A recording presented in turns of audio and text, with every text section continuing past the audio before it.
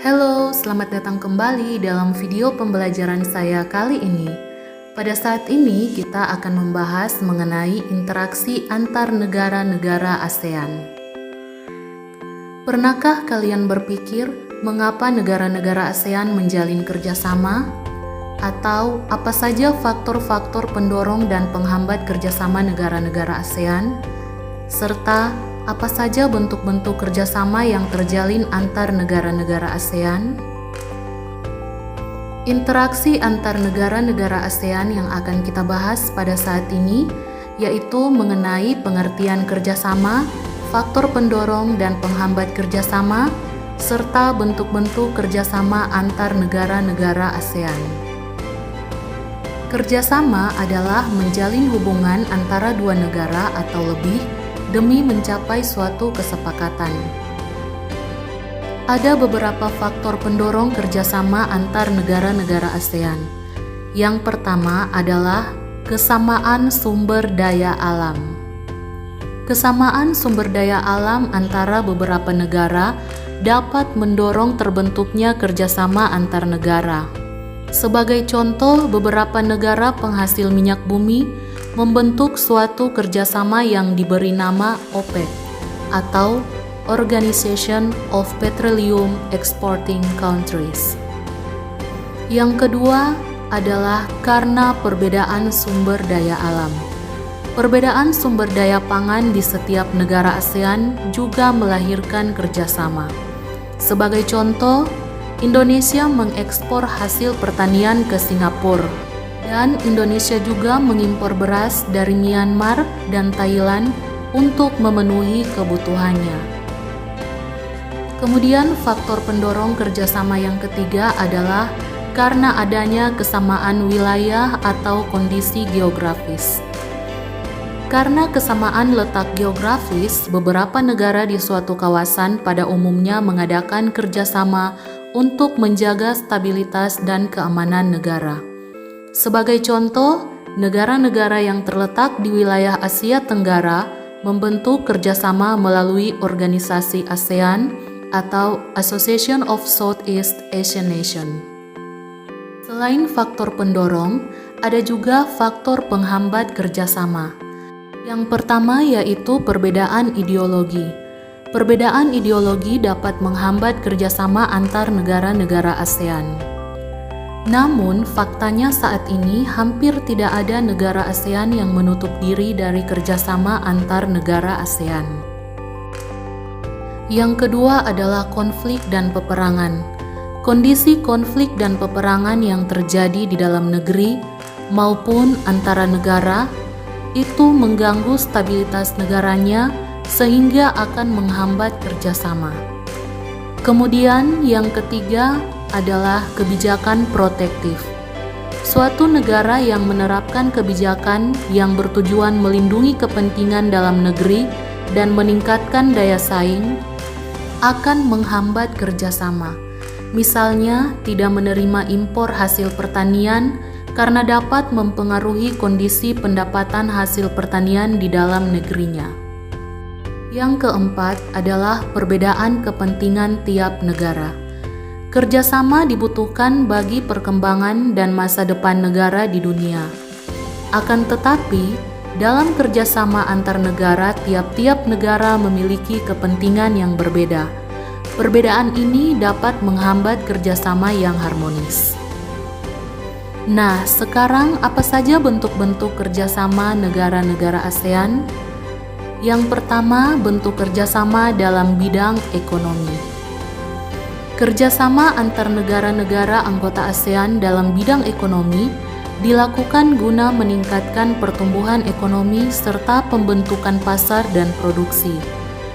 Kegiatannya antara lain pembukaan pusat promosi ASEAN, penyediaan cadangan pangan, penyelenggaraan proyek industri, kemudian kawasan perdagangan bebas atau AFTA, ASEAN Free Trade Area, dan koperasi ASEAN yaitu ASEAN Cooperative Organization atau ACO. Bentuk kerjasama yang kedua yaitu dalam bidang sosial dan budaya.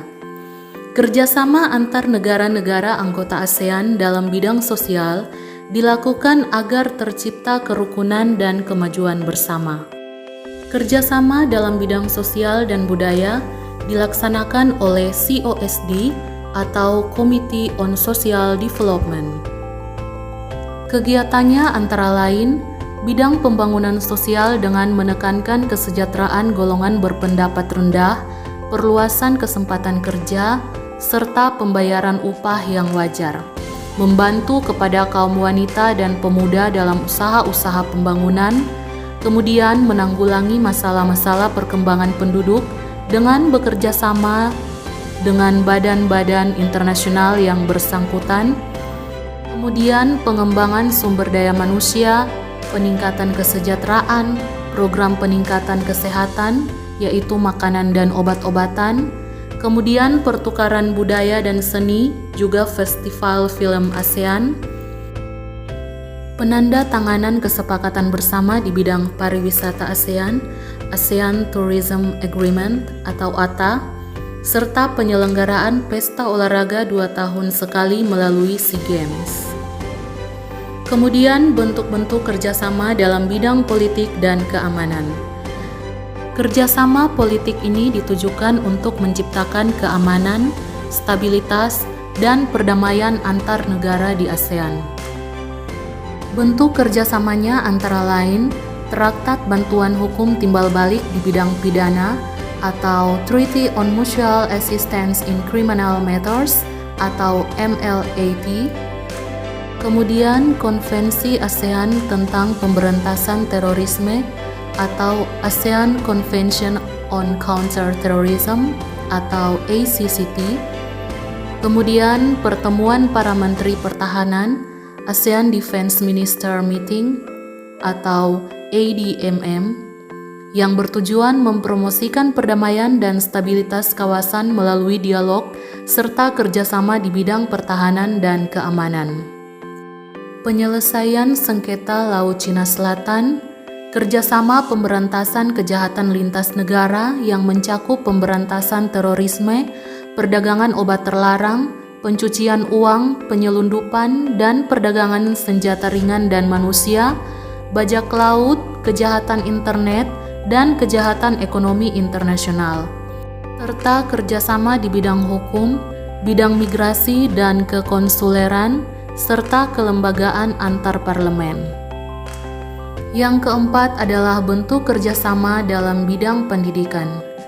Kerjasama bilateral maupun multilateral di bidang pendidikan terus dilakukan oleh negara-negara ASEAN demi tercapainya tujuan meningkatkan kualitas pendidikan di Asia Tenggara dan meningkatnya daya saing internasional. Kegiatan kerjasamanya antara lain ASEAN Council of Teachers Convention atau ACT, yaitu perkumpulan organisasi guru di kawasan Asia Tenggara, kemudian penawaran beasiswa pendidikan, serta negara-negara ASEAN memanfaatkan beasiswa untuk belajar di berbagai universitas di negara-negara ASEAN dan Jepang atas biaya yang diberikan oleh ASEAN Japan Scholarship Fund, yaitu dana beasiswa ASEAN Jepang, dan Olimpiade di bidang pendidikan. Demikian pembahasan mengenai interaksi antar negara-negara ASEAN, yaitu pengertian kerjasama, faktor pendorong dan penghambat kerjasama negara-negara ASEAN, serta bentuk-bentuk kerjasama antar negara-negara ASEAN. Semoga pembahasan materi ini bermanfaat ya. Terima kasih.